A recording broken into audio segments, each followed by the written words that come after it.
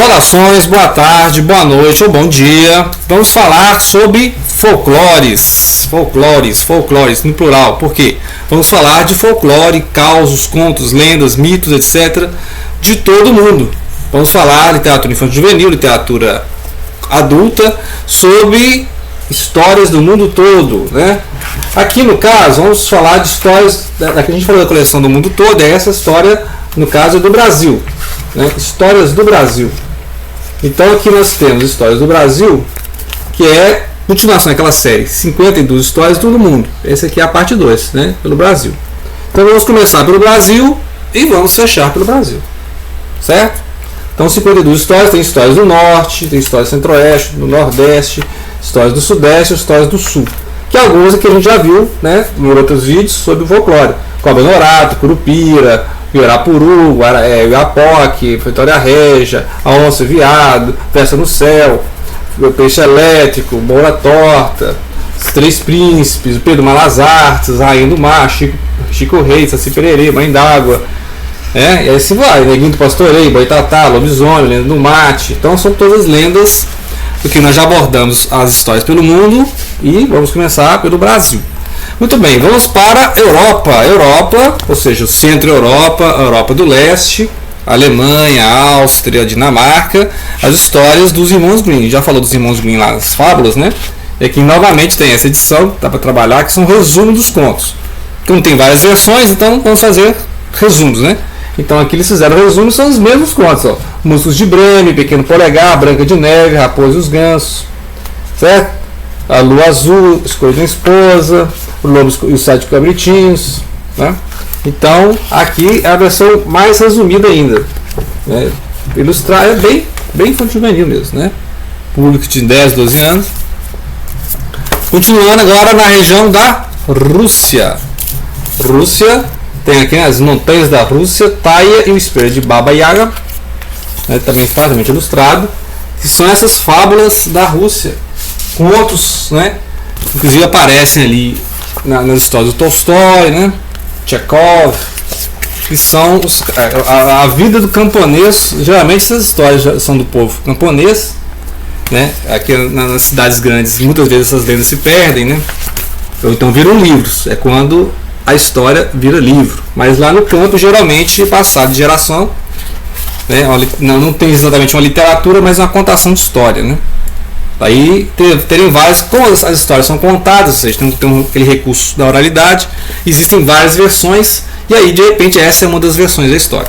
Como nós estamos falando de versões, nós já falamos das versões da Mil e Uma Noites. Mil e Uma Noites é um longo livro, é extenso, porque Mil e Uma Noites são vários capítulos da mesma história que vão se tecendo, né? Daí a Sherazade enrolar o sultão. E aí nós falamos do Coni no último vídeo, né? Ou seja, essa versão do Coni para Mil e Uma Noites. Só que como são várias versões, então essa é uma das versões possíveis. Tem essa versão aqui também, Contos Árabes do Goulart, né? Então aqui ele está se baseando lá na versão para a língua ocidental, 1704, do Antoine Galland, que também é citada pelo Proust, eu falei, né? As versões que o Proust adorava ler essas versões das Mil e Uma Noites, né? Então tá aqui todas as histórias, né? Do Mercador Eugênio, Simbal Marujo, né? As várias viagens do Simbal Marujo, Aladinho na Lâmpada Maravilhosa, Ali Babá os 40 Ladrões, a história do pescador. Então tem aqui as ilustrações também, bem no estilo oriental, né? Assim, lembra aqueles manuscritos orientais, né? Então essa é uma versão, já que são várias versões. Por exemplo, eu nunca vi as Mil e Uma Noites completa, né? Então são várias versões e são ciclos de histórias, né? Então ela começa a contar uma história e puxa outra história. Então, e tem também uma versão tanto mais robusta, mais densa, que é com a apresentação do Malbatarran na versão do Antoine Galland, que é essa que foi citada, que é a mais densa, né? E aí, por exemplo, esse aqui é o volume 2, né? O volume 2 já começa na noite 227. Noite 227. Então, não tem todos aqui não, mas é um resumão muito bom, dá uma impressão. Fora que aqui as versões são mais alongadas, né? Ele escolheu alguns, depois ele para de escolher as noites, passa a pegar os núcleos de história. Então ele vai seguindo, né? Por exemplo, no primeiro volume, o Mercador Eugênio, história do pescador, Aí já vem as histórias do Simba, que são várias viagens do Simba, né? Aí a história do Simba, o médico judeu, tal. E aí vem história dos amores, aí a separação do príncipe, tal. E aí vem os ciclos de histórias, né? História do Aladim, história do Alibaba, o cavalo encantado. Então são ciclos de história. Ele aí dá a opção de você pegar a sequenciamento, que aí são 1000, né? 1001 noites, então é o sequenciamento, ou você pega os núcleos de história. A história do Simba, aí você só trabalha o Simba, a história do Alibaba, só, porque são várias histórias que estão entrelaçadas. E olha, esse é só o volume 2. Então já é. Agora, se quer uma coisa bem resumida, né? Só resumão mesmo, é essa aqui, essa versão Conte um Conto, que aí são histórias, né, da Ruth Rocha, que é bem resumida. A história de Sherazade, Aladim, o Pescador, o Engenheiro e Alibaba. Então ela pegou algumas histórias, bem, o núcleo das histórias, né? O núcleo. E aí as ilustrações também, ilustrações do Alexandre Rampazzo. Então aqui é só o núcleo da história, e aqui você tem os entrelaçados da história, né? Então você tem um resumo aqui, como um conto puxa um conto. Quando você pega o Alibaba é o núcleo. Quando você pega o Simba é o núcleo, mas eles têm as viagens 1, viagem 2, viagem 3, tipo Marco Polo, as viagens de Marco Polo. Você pode contar em viagem Marco Polo, você pode fazer um sequenciamento, fazer um sequenciamento de histórias do Marco Polo, entendeu? Então você pode escolher esse núcleo. E por falar em Malbatarran, que é um cara que conhece muito de cultura árabe, que é um brasileiro, um professor de matemática, né? Um homem que calculava, o Malbatarran gostava muito de estudar essas culturas orientais, né? Então lendas do deserto, novas lendas orientais, em que ele trabalha as lendas da Pérsia também, né? Ele trabalha lendas da Pérsia. Deixa eu achar que tem esse manual aqui da Fernando Alves, Contos Mágicos Persas, né? Tem tudo entrelaçado ali, né? Sim, Oriente Médio e tal. E aqui ele vai trabalhando esses persas, os árabes, contos judaicos também, e contos hindus. Quando eu falo hindu ali, o norte da Índia, onde chegaram os muçulmanos, né? Assim, Paquistão, Afeganistão, aquela região ali, né?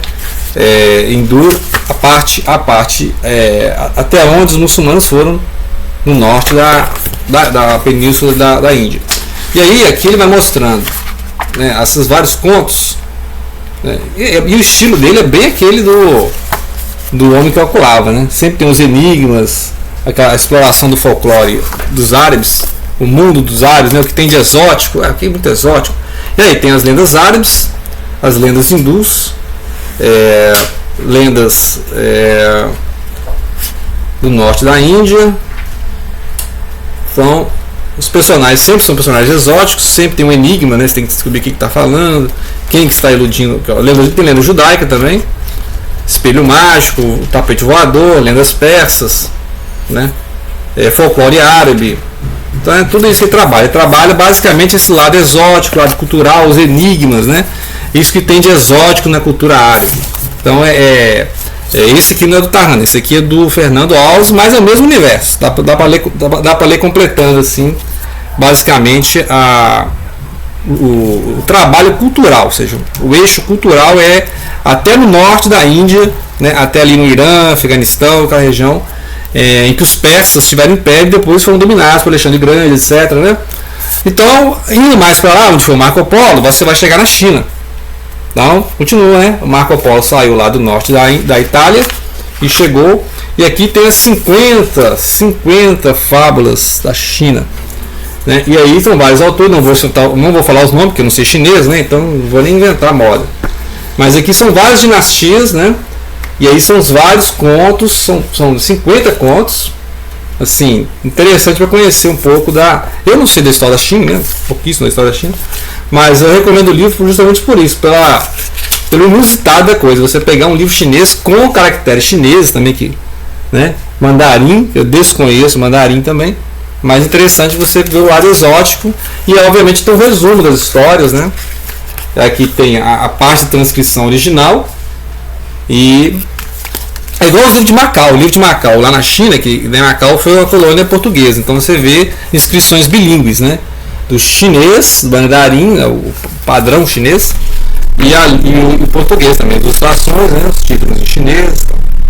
Então são as 50 fábulas recolhidas, né, em várias dinastias. Né. E aí descendo ali para Micronésia, Melanésia, Polinésia, Oceania, o povo Maori. O povo Maori é conhecido por aquelas tatuagens exóticas, né? O povo Maori, né? Então vou pegar essas lendas, as lendas dos heróis, as caçadas, né? Ilustrações, a natureza. Então a lenda do Maori é uma das lendas do Brasil, assim, dos indígenas brasileiros, né? Dos nativos, o homem com a natureza, tipo o núcleo do Avatar ali, né? Que é o povo que vive com a natureza. Os elfos da Terra-média, os elfos é aquele povo que vive junto com a natureza. Então é basicamente isso aqui os símbolos das tatuagens. Tá? Como nós estamos falando de indígenas, então nós já vamos fazer um link aqui, ó. América Latina, México, Popol Vuh. Popol Vuh tem ali aquela base azteca e maia, basicamente mais maia, né? Porque é um povo que viviam ali. Os maias vieram um pouco antes, né? Então muita coisa dos aztecas veio dos maias. Mas tiveram povos antes dos maias e dos aztecas ali. Então tem esse contexto cultural. E o Popol Vuh, que na verdade não é um Popol Vuh original, porque esse é um Popol Vuh pela visão do espanhol. Porque muita coisa dos maias e dos aztecas foram destruídas, né? Quando o europeu invadiu, colonizou, destruiu a cultura. Então o que nós conhecemos como Popol Vuh, que é essa tradição das lendas, dos mitos, nas deidades dos maias, dos aztecas, é na verdade um pouco da visão espanhola desses mitos, né? Mas é basicamente contando a história, né, as ilustrações desses embates entre os deuses, né, das mitologias da Mesoamérica, né? E igual nós temos no Brasil, né, eu já falamos de literatura indígena, né, esse livro Origem Tapuia, né, aqui, ó, as fabulosas fábulas do Iahuarité, e aí Cacaverá Jacupé, que é o que? Quais são as ilustrações? É basicamente esse repertório de histórias indígenas, né? Interessante que agora a gente tem acesso aos contos indígenas contados pelos indígenas, não é mais, né, aquele filtragem, né, do conteúdo por outras vozes, os brancos, né, os indigenistas. Aqui os indígenas estão contando a história. Aqui, ó, Flor do Riolai, que é contos de Bolívia, Chile, Colômbia, Cuba, El Salvador, Equador, Uruguai, Brasil, República Dominicana, Porto Rico, Nicarágua, México, Panamá, Venezuela. Então são uma coleção de contos desses países da América Latina. São causos, contos, né? E aqui algumas ilustrações também. As ilustrações são do Samuel Casal. Então, recomendação. Histórias de quem conta histórias. Aqui, inclusive, tem contos, né, escritos por contadores de história do Brasil, Portugal e do México.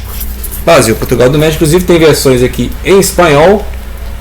Temos aqui que falam, inclusive, desse repertório do Popol Vuh, né, o repertório do Popol Vuh, que é do México. É a lenda de Popocatépetl e Itzatzihuatl, né? Que é as contos que é no universo do Popol Vuh, ou seja, os astecas, os maias, e aqui outros contos de Portugal e do Brasil. Então contação de história, contos de história. Vamos mais aqui. Tá, histórias da brasileira. Aqui voltamos ao Brasil. Então, de volta ao Brasil. Depois dessa volta ao mundo, em 80 segundos aqui, ó. Em 8 minutos, a volta ao mundo em 8 minutos aqui, ó. Histórias da brasileira, a Donzela Guerreira e outras. Donzela, essa é recontada pela Ana Maria Machado, né? Então são várias histórias do folclore. Os Três Coroados, a onça, o veado, o macaco, Jabuti, o jacaré, Três velhos que fiavam, a branca flor, lenda da Vitória Régia, né? Então aqui são as contações de história, ricamente ilustrado também. A ilustração de capa, né? Maioria infantil juvenil, né?